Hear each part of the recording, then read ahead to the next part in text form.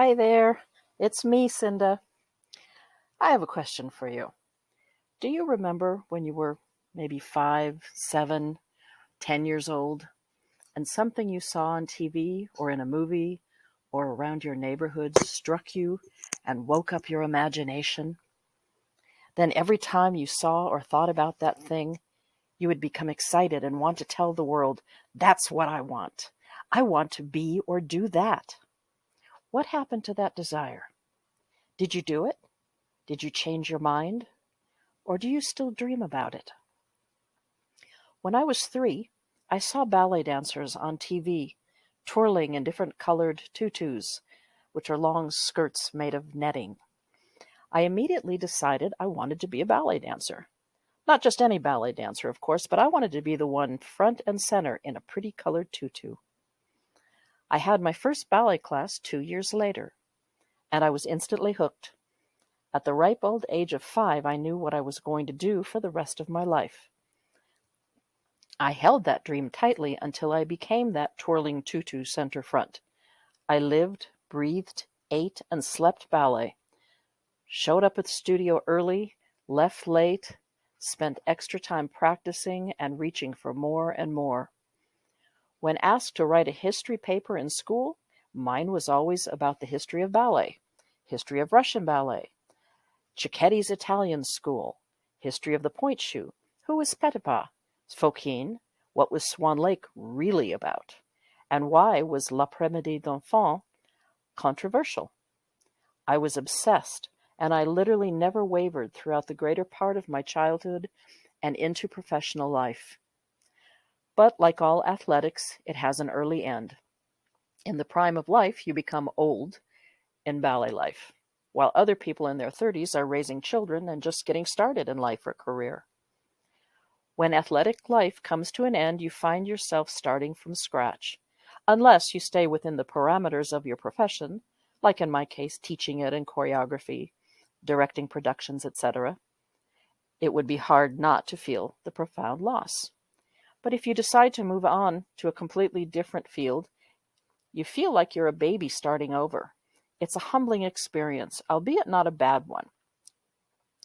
However, as important as it is to keep moving forward without looking back, I believe that acknowledging your life and achievements, your efforts and hard work, is part of what makes moving forward to do something new later in life actually doable. What I'm getting at is that you can't erase your personal history and still have a journey to share for the benefit of those coming up behind you if you are all about forgetting and moving on.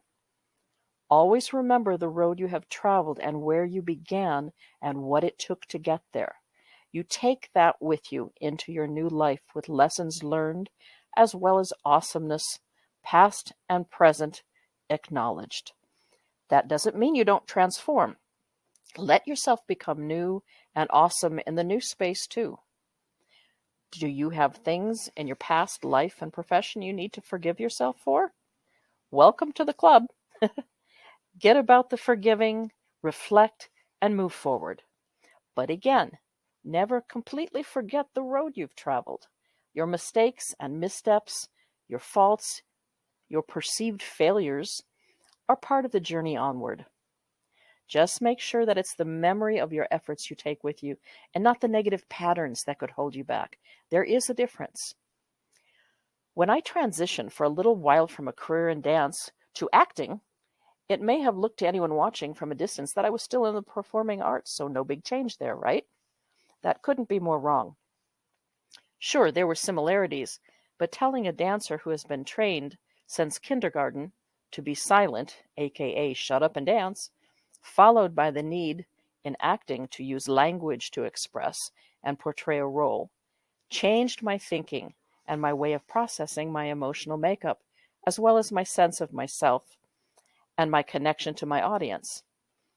My ability to market myself in a business sense as an actor was something I never had to address in the world of dance. It took me off balance for a while, but ultimately gave me a whole new skill set and confidence in myself. So when I decided to then go back into choreography and teaching for a while after that, I believe The previous struggle to change and adapt made me a better teacher and choreographer. A couple of years later, when I decided to make an even bigger change and buy a business, a small little barely surviving metaphysical bookstore and workshop space, I became a business owner, a metaphysical self-development teacher, a sales, buyer, and marketing person, and all the things that go with running a business for the first time with a budget for only one employee other than myself. I had to stretch myself yet again. I did it for the fun and passion of the work, but was so far out of my league and lacking business knowledge, not knowing how to find a mentor, that I had really no more than a fun break-even business for a few short years, but did not ultimately succeed with that business.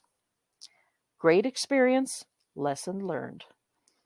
One of my mistakes was that I did not take my former personality with my obsession to succeed, my work ethic, my tendency to immerse myself in something, and my confidence into the marketing of that new business. So my desperation to move forward into something new without taking my best traits and characteristics that had served me well in my dance career, and forgetting the joy of my past, did not serve me well moving forward at all. So how on earth does one choose a new dream to follow when they're trying to escape from the biggest part of who they are and acknowledge what success their past may have actually brought them? You do it by not trashing the memories of where you come from in an effort to live in the present and move forward. Find your awesomeness from the past. It's there, I promise, even if it's covered by some negative stuff. Look deeper. You are awesome, and you were awesome. Don't throw the baby out with the bathwater. Take all of you transformed, but the key word is transformed, into your future. Accept yourself. It wasn't all bad. Maybe you need a new perspective. Even in a great former life and career, you may have had struggles and circumstances that were horrible and awful. It doesn't mean that you were horrible and awful. Let yourself find the good in you, transform the not so great parts, remember your successes, and build your new house, your present and future from there. So tell me, what was your dream? Did you fulfill it yet? Have you ever had to start over in life? Do you want to fulfill it now? Now would be a fabulous time.